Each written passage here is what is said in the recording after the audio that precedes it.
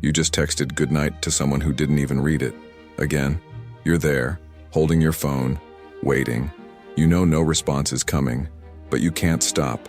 Yesterday, this person humiliated you, in front of everyone, made you feel small, ridiculous, invisible, and you're here sending little hearts. Why? What's inside you that accepts this? That comes back, that begs, that diminishes itself. Is something broken in there, or is there something you're not seeing? This isn't the first one. You've already loved 3 people like this, maybe 4, always the same type, always those who mistreat you, use you, disappear. Why always them? There are good people wanting you, people who respond, people who stay, but you don't even look at them. Your heart only races for those who destroy you. Why do only they make you feel alive? Here's something that will give you chills. What if this isn't about the wrong person? What if it's about something wrong in you? Something planted long before, something you call love but has another name. Do you remember when you learned that loving hurts? That loving is begging? That loving is proving you deserve it? With whom? When? What happened that day that taught you that crumbs are enough? God didn't stop this love. He let it happen. But why? To destroy you or to show you something you refuse to see? What is he trying to reveal to you through this pain you choose to repeat? You made it here because something inside you knows this pain has a purpose, that it's not just random suffering, that God is trying to tell you something you're not hearing, and you want to understand what? Click the button right now and subscribe, because every video on this channel was made to answer the question that wakes you at 3 a.m. The question you're afraid to ask out loud. The question no one else is answering with the truth. There are no empty catchphrases here. No shallow self-help. Here there's psychology so you can understand your pain, and spirituality so you can understand its purpose. If you want to stop repeating the same mistakes, if you want to finally understand why you choose those who destroy you, then you need to be here. Subscribe now, because the answer you're looking for is in the next minutes of this video. You don't choose the wrong person by accident. It's not lack of options. It's not because you're stupid or masochistic. It's because there's something inside you that was programmed to recognize pain as love, and this has a name. Carl Jung called it the shadow, the part of you that was rejected, hidden, buried, the child who learned they weren't enough, who needed to be perfect to be loved, who was abandoned when they needed someone most. This shadow doesn't disappear. It grows. It hides in your unconscious and controls every choice you make without you noticing. You think you're choosing a partner, but you're actually choosing your wound. When you see someone cold, distant, unavailable, something inside you lights up. It's not attraction, it's recognition. Your unconscious screams, I know this, I can handle this. This is familiar, and familiar feels safe, even if it destroys you. That's why you feel nothing for those who treat you well, because constant affection isn't familiar to you. You were raised in chaos, in abandonment, in rejection, and now your body only recognizes love when it comes with pain. You project onto others what you haven't healed in yourself. If your father was distant, you choose distant partners. If your mother was critical, you choose those who diminish you. You're not seeking love. You're trying to fix the past through the present. Jung said, what you don't bring to consciousness will control you, and you'll call it fate. You call it bad luck, destiny. It always happens to me, but it's not external, it's internal. It's the shadow choosing for you. And the worst part, as long as you don't recognize this, you'll repeat it. You'll change the person but live the same story. You'll change the face but feel the same pain. Because the problem was never who's on the other side. It's who's on your side in the mirror. God knows this. He sees your shadow. He sees what you hide from yourself. And that's why he allows the wrong love. Not to punish you, but to force you to look. To put you face to face with what you buried. Because only what you recognize can be healed. Only what you name can be transformed. And God is giving you the only thing that can save you, awareness. The question is, will you keep running, or will you finally face your shadow? You called it love, but it wasn't. It was attachment disguised as passion. It was neediness dressed as romance. It was fear costumed as destiny. It was everything but love. Love doesn't make you beg. Love doesn't diminish you. Love doesn't leave you 3 days without a response, just to make you feel you don't matter. That's not love. That's control. And you confused the two. You thought intensity was proof of connection. That fighting was a sign you cared. That jealousy was a demonstration of love. That drama meant passion. Lie, it was just chaos, and you were addicted to it, because chaos made you feel something, anything, even if it was pain. Better to feel pain than feel empty. Better to suffer than be alone with your own thoughts. Better to be mistreated than be ignored.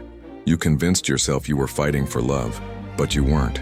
You were fighting to avoid facing the truth, that you don't know how to be with yourself, that you need someone, anyone, to fill the hole that's been inside you since childhood. And that person knew this, sensed your desperation, saw your neediness, and gave you crumbs, because they knew you'd accept them, because they knew you didn't have enough self-love to leave. You weren't deceived. You chose to deceive yourself. You ignored all the signs, the lies, the betrayals, the disappearances, the humiliations, everything, because admitting the truth meant admitting you were wrong, that you wasted time, that you gave yourself to someone unworthy, and that hurts more than staying in the illusion. So you stayed, created excuses, invented justifications. He's going through a hard time. She'll change. I need to be patient. No, you need dignity, but you traded dignity for company. God saw all of this. He saw you beg, saw you accept the unacceptable, saw you call poison medicine, and he didn't take you out of there because you needed to hit bottom, needed to feel disgusted with yourself, needed to break to finally wake up. The illusion wasn't the other person. It was you. You who deluded yourself thinking you could save someone, that you could love someone until they loved you back, that you could be enough for someone who didn't see you. The illusion was thinking love is conquered. It's not conquered.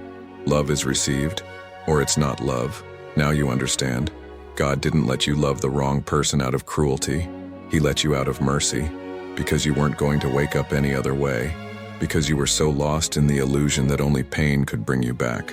Proverbs 4:23 says, "Above all else, guard your heart, for everything you do flows from it." But how do you guard what you don't know? How do you protect what you've never truly looked at?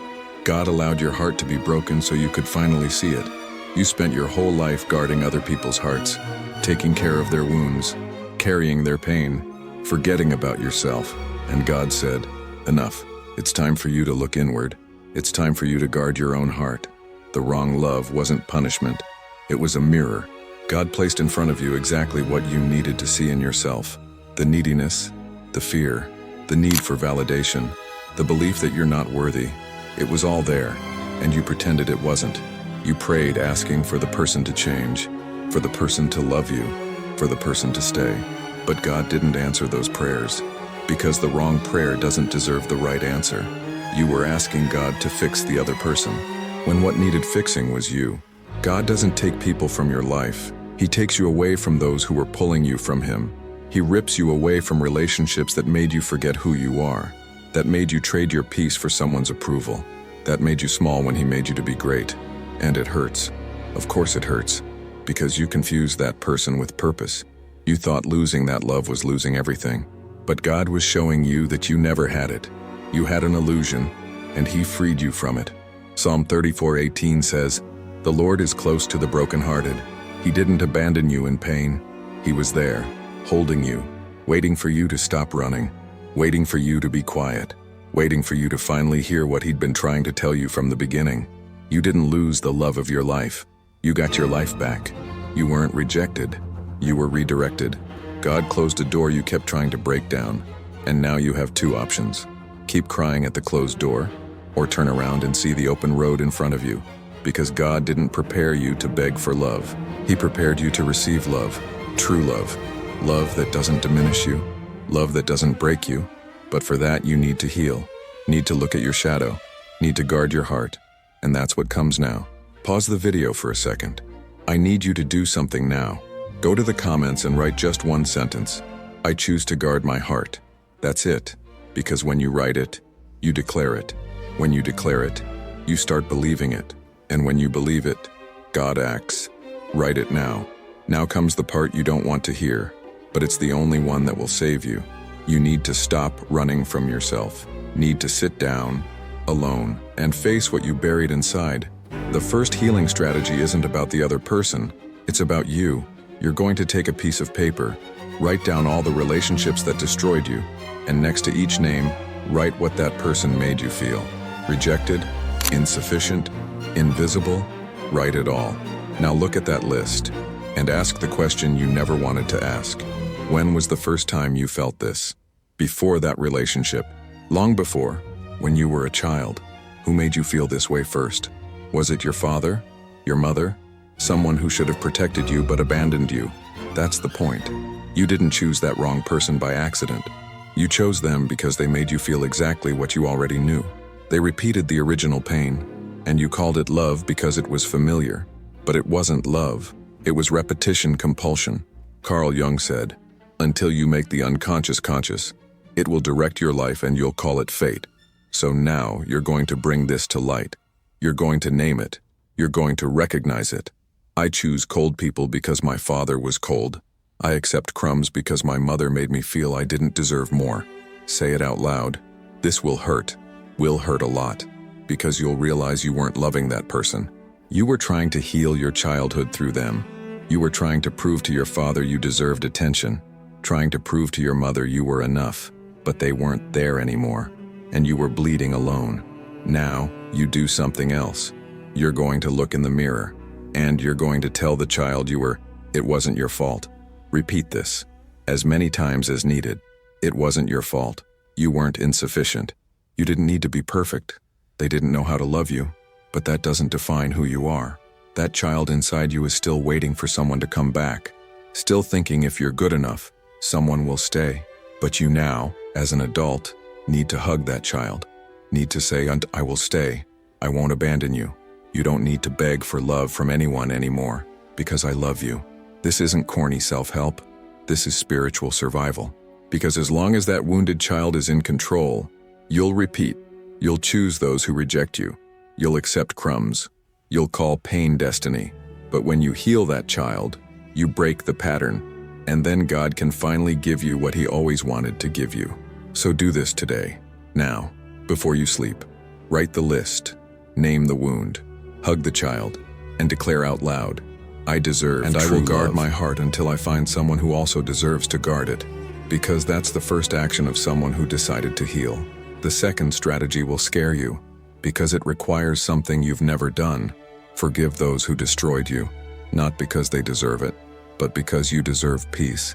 Because as long as you hold hatred, you're still trapped, still connected, still bleeding. You're going to sit down, close your eyes, and imagine the person who hurt you in front of you, the one who betrayed you, who humiliated you, who made you feel like you were nothing. Bring them to your mind now, and then you're going to do the unthinkable. You're going to pray for them. Ask God to bless that person. Wish for them to find peace, for them to heal their own wounds, for them to learn to truly love, even if they never did that for you. Why? Because forgiving isn't about releasing the other person. It's about releasing you. While you hate, you're chained. Every time you remember, you relive it. Every time you relive it, you bleed. And God can't heal what you insist on keeping open. Matthew 6:14 says, "For if you forgive other people when they sin against you, your heavenly Father will also forgive you." This isn't a transaction. It's liberation. You forgive because you want to be free, because you're tired of carrying the weight, because you understood that holding grudges is drinking poison hoping the other person dies. But forgiving doesn't mean going back, doesn't mean trusting again, doesn't mean pretending nothing happened. Forgiving is letting go, is saying, "You hurt me, but I won't let you control me anymore. I release you, and I release myself from you." Now comes the hard part. You also need to forgive yourself, because you're angry at yourself for accepting it, for going back, for ignoring the signs, for being stupid. You're punishing yourself, and that's worse than anything the other person did to you. So you're going to look in the mirror again and say, "I forgive myself. I did the best I could with what I knew. I was wounded. I was lost.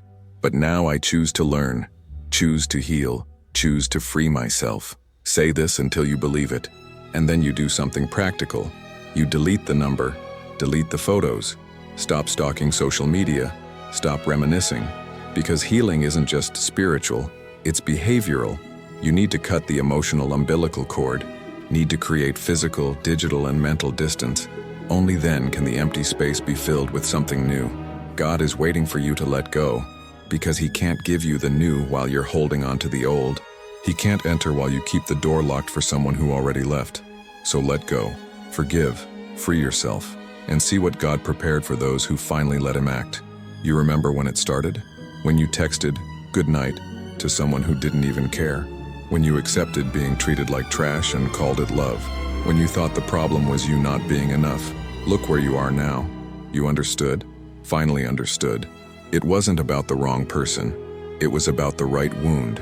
God didn't give you that love to destroy you, gave it to reveal you, to show you what you'd been hiding from yourself since childhood. The shadow, the neediness, the fear, the belief that you need to beg to be loved. It was all there, and you pretended it wasn't, until God placed a mirror in front of you, and that mirror had the face of someone who hurt you. But now you know. You know it wasn't rejection, it was redirection. You know it wasn't abandonment, it was protection. God took you from where you were losing yourself, ripped you away from who made you forget who you are, saved you from yourself. And yes, it hurt like nothing in life. You felt you were going to die, that you'd never overcome it, that you'd never love again. But look at you here, breathing, guarding your heart like God always asked. Proverbs 4:23 wasn't poetry, it was survival instruction. Guard your heart, for everything you do flows from it. You can't give what you don't protect. You can't love healthily if you don't know your wounds. And now you know. You named the pain, hugged the wounded child, forgave who hurt you, forgave yourself, and cut the cord. You did what 90% of people don't have the courage to do. You looked inside and decided to heal. This doesn't mean the pain disappeared. It will still show up. You'll still have difficult days, still miss them, still want to go back, but now you have awareness. And awareness is power. Power to choose differently. God didn't prepare you to beg, prepared you to receive. But before receiving true love, you needed to learn what true love is. And true love doesn't diminish, doesn't humiliate, doesn't disappear for 3 days, doesn't make you feel you're not enough. True love guards, protects, stays, and that love will come when you're ready, when you've healed enough to recognize who deserves to enter. But until then, you have something more important. You have yourself, and for the first time in life, that's enough. Before you leave, I need to tell you something. Subscribe to Soul Logic, because here, every story reveals why you suffer, and what God is teaching you through it. Psychology to understand yourself, spirituality to understand the why. This channel isn't for those who want to run from pain. It's for those who want to transform pain into purpose. It's for those tired of repeating the same mistakes. It's for those who want to finally understand why God allows certain things, and why some doors need to close. Every video here was made to wake you up, to confront you, to heal you. And if you made it this far, it's because something in you knows you need this truth. So click the button now, subscribe, and let God continue showing you what you need to see. And now, for you who made it to the end of this video, I want you to go to the comments and write, "I choose to heal myself." Just that. Because when you declare this, God hears, and He will give you the strength you need to continue. He will show you the way. He will sustain you in every step of this healing journey. But you need to declare it. Right now, I choose to heal myself.